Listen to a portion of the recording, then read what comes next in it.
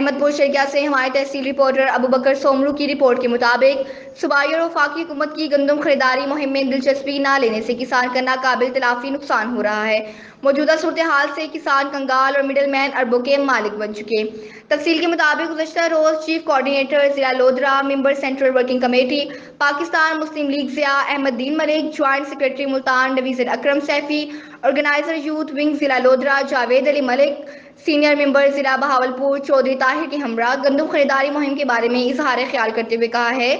صوبائی حکومت پنجاب محکمہ خوراک کو گندم خریداری کے احکامات جاری کرے اور وفاقی حکومت پاسکو کی خریداری ہدف کو مزید بڑھائے، ورنہ پنجاب بھر کے کسان کنگال اور مڈل مین اربوں کے مالک بن رہے ہیں۔ 3900 روپے فی من والی گندم کا نرخ 2500 پہ آ چکا ہے، جس کی وجہ سے کپاس کی کاشت بھی متاثر ہونے کا اندیشہ ہے۔